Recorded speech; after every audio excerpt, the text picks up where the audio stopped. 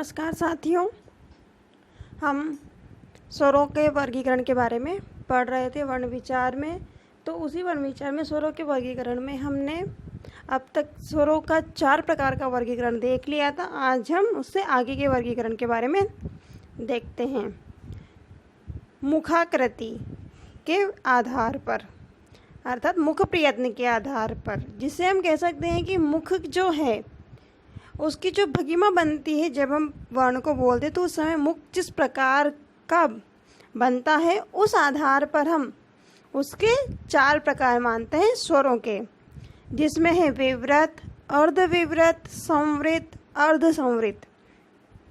मुख से मतलब है हमारा जो मुंह है वो कितना किस वर्ण के उच्चारण पर खुलता है, बंद होता है, उसके आधार पर हम मानते हैं। तो सबसे पहले हम विवृत स्वर के बारे में देखते हैं कि विवृत स्वर क्या होते हैं। विवृत का अर्थ हम लेते हैं खुलना। तो इसे देखते हैं कि वे स्वर जिनका उच्चारण करते समय मुख पूरा खुल जाता है उन्हें कौन से स्वर कहते हैं? विवृत स्वर कहते हैं। जिनका उच्चारण करते हैं तब हमारा मुंह पूरा खुलता है तो उसे विवृत स्वर कहते हैं। जैसे आ का उच्चारण करने पर हमारा मुंह पूरा खुलता है। आप भी बोलकर देखिए कि पूरा मुंह खुल रहा है, नहीं खुल रहा है। स्पष्ट स्वर तभी निकलेगा आ का जब हमारा पूरा मुंह खुलेगा, तो उसे कहेंगे विवृत स्वर। केवल ये एक ही वर्ण ऐसा है जो विवृत होता है। अब हम देखते हैं अर्धविवृत। अर्धविवृत में वे स्वर आते हैं जिनका उच्चारण मुख के आधा खुलने से होता है। मतलब जब वो वर्ण बोला जाता है तब मुख पूरा न खुल के उससे थोड़ा कम खुले, उसे क्या कहेंगे हम? अर्धविवृत, अर्थात विवृत से थोड़ा आधा खुलना, इसे कहेंगे अर्धविवृत। जैसे अ, ए, ऐ, औ। तो इनमें मुख क्या है? पूरा से थोड़ा कम खुलता है, इसीलिए क्या कहा जाता है? इसे अर्धविवृत कहा जाता है। इसमें ये 3 वर्ण आते हैं। अब है संवृत। संवृत जो है इसका अर्थ होता है बंद होना। विवृत का अर्थ क्या था? खुलना। और संवृत का अर्थ क्या हो जाएगा? बंद होना। तो इसमें क्या होता है, जब स्वरों का उच्चारण किया जाता है तो मुख प्राय बंद सा हो जाता है। पूरा बंद हो जाएगा तो हम उच्चारण ही कैसे करेंगे? लेकिन मुख क्या है? बिल्कुल बंद के समान हो जाता है। जैसे ई, ऊ, री। तो इसमें मुख बंद के समान सा दिखाई देता है, या हम उच्चारण करते हैं तब ऐसा लगता है कि जैसे मुख खुल ही नहीं रहा है, तो वहाँ पर क्या हो जाएगा? संवृत स्वर हो जाएंगे। अब है अर्धसंवृत स्वर। अर्धसंवृत स्वर वे होते हैं जिनमें मुख पूरा बंद तो नहीं परंतु पूरा खुला भी नहीं, और अर्धविवृत में तो आधा खुला हुआ तो आधा खुला भी नहीं, उससे भी कम खुला हुआ, बिल्कुल थोड़ा सा खुला हुआ जहाँ होगा संवृत से थोड़ा अधिक, वहाँ पर अर्धसंवृत स्वर मतलब कि अर्धसंवृत स्वर का उच्चारण मानते हैं। वे स्वर जिनका उच्चारण करते समय मुख थोड़ा सा खुलता है अर्धसंवृत स्वर कहलाते हैं। और ये हैं ऐ, औ। इनमें मुख संवृत से थोड़ा ज़्यादा खुलता है। सबसे ज़्यादा मुख खुलता है विवृत में आ, उससे कम खुलता है अर्धविवृत में, उससे कम खुलेगा अर्धसंवृत में, और फिर बिल्कुल ना के बराबर खुलने वाला है संवृत स्वर। इस प्रकार से हम देख सकते हैं।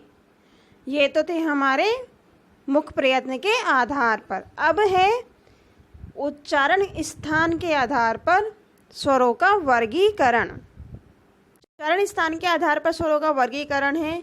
इसमें हम ये देखते हैं कि जिस वर्ण का उच्चारण हमारे पूरे मुख से जहाँ से उच्चरित होता है वहाँ उस स्वर को वहीं से उच्चरित मानते हुए उसका वही नाम रख दिया जाता है। अब आप बोलोगे कि मुख से उच्चरित कैसे? अभी मुख प्रयत्न में भी तो वही देखा था। मुख प्रयत्न में तो हमारे मुख की आकृति बनती है वैसी कि कितना खुल रहा है, लेकिन उच्चारण स्थान के आधार पर जैसे कुछ वर्ण ऐसे होते हैं जिनकी ध्वनि हमारे कंठ से निकलती है, कुछ ऐसे होते हैं जिन्हें बोलते समय हमारे तालु को प्रभावित करती हुई निकलती है। कुछ ऐसे होते हैं जब बोले जाते हैं तो जीभ क्या है हमारे मूर्धा पे टकराती है तो वो मूर्धन्य हो जाते हैं। कुछ में दांतों पे टकराती है तो दंत्य हो जाते हैं। कुछ होठों के द्वारा ही वर्ण निकलते हैं, होठ की बिना सहायता के वर्ण के उच्चारण नहीं हो पाते तो वो ओष्ठ हो जाते हैं। तो इस प्रकार से अलग अलग वर्णों का अलग अलग उच्चारण स्थान होता है जहाँ से उन वर्णों को बोला जाता है या उनकी ध्वनि निकलती है जब उन्हें बोलते हैं। तो हम इस आधार पर देखते हैं कि उच्चारण स्थान के आधार पर स्वर 4 प्रकार के माने गए हैं। सबसे पहले हम कंठ्य देखते हैं। वे स्वर जिनका उच्चारण कंठ से होता है। अब कंठ से उच्चारित होने वाले स्वर होंगे अ और आ। इन दोनों का उच्चारण हमारे कंठ से माना जाता है कि जब ये बोले जाते हैं वर्ण दोनों स्वर तब हमारा कंठ ध्वनि प्रकट करता है, इसीलिए इन्हें क्या कहते हैं, कंठ्य स्वर कहते हैं। तालव्य, तालु, तालु जानते होंगे सभी, हमारे मुख की जो अंदर से गले कंठ के बाद जो आता है ऊपर की तरफ वो तालु होता है। तो वे स्वर जिनका उच्चारण तालु से होता है वे क्या कहलाते हैं, तालव्य कहलाते हैं। जैसे ई और ई, जब इनको हम बोलते हैं तो हमारे बिल्कुल कहीं भी जीभ नहीं टकराती है और हवा बिल्कुल सीधी बाहर निकलती है तालु के माध्यम से। तो ये क्या हो जाएंगे, तालव्य हो जाएंगे। अब इसके बाद आगे हैं मूर्धन्य। मूर्धा हमारे जो ये मुंह में ऊपर की तरफ जो कठोर भाग होता है ना, मसोड़ों के वहाँ पे जहाँ मसोड़े वगैरह होते हैं, तो जीभ जब हमारी वहाँ टकराती है तो उसे हम मूर्धा बोलते हैं। वो मूर्धा होता है हमारा कठोर भाग मुख का, सबसे कठोर भाग मुख का मूर्धा ही माना जाता है जो मुख में होते हैं। वे स्वर जिनका उच्चारण मूर्धा से होता है। री, जब आप री का उच्चारण करोगे तो अपने आप जीभ टकराती है मसोड़ों के वहाँ पर, तो वो क्या हो जाता है, मूर्धा।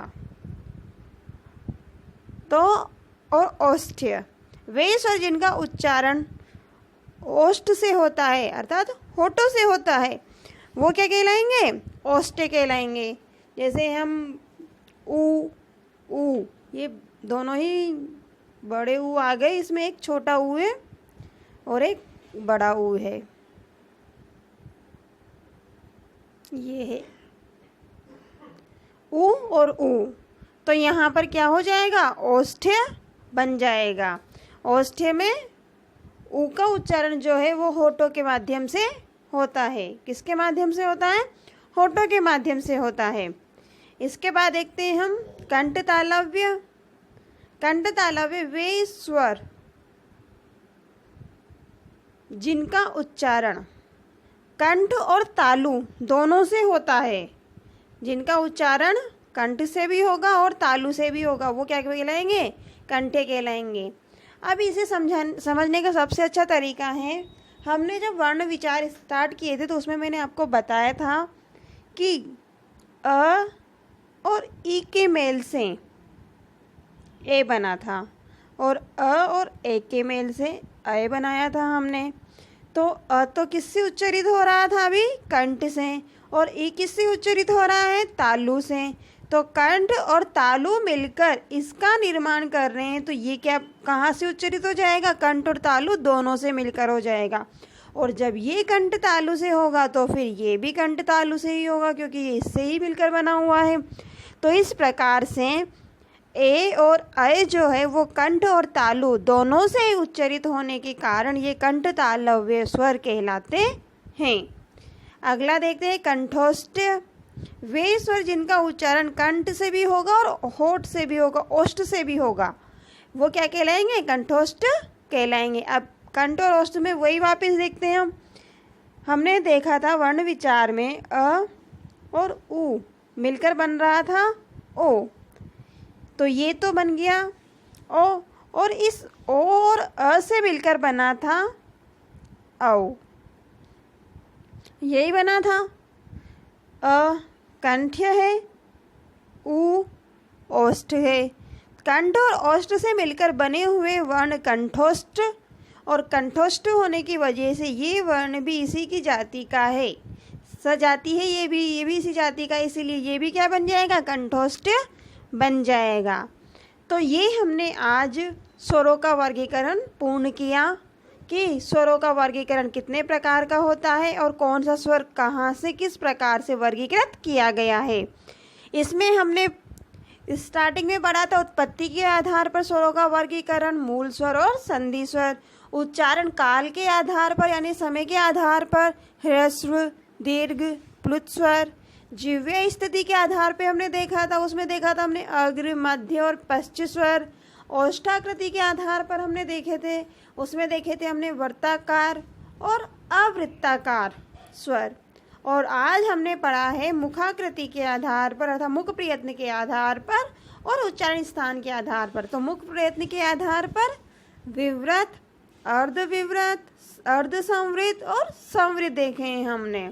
विवृत कौन कौन से बताए थे, बताइए। विवृत में था आ, अर्धविवृत में था अ, ऐ, ओ, और अर्धसंवृत में ऐ, ओ, और संवृत में बाकी बचे हुए यानी ई, ऊ और री।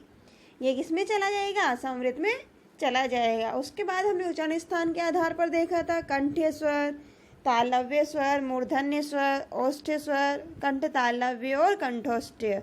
कंठ तालव्य और कंठोष्ठ्य स्वर जो थे उन्हें हम संयुक्त स्वर भी कहते हैं, ये भी ध्यान रखना, भूलना नहीं है हमें।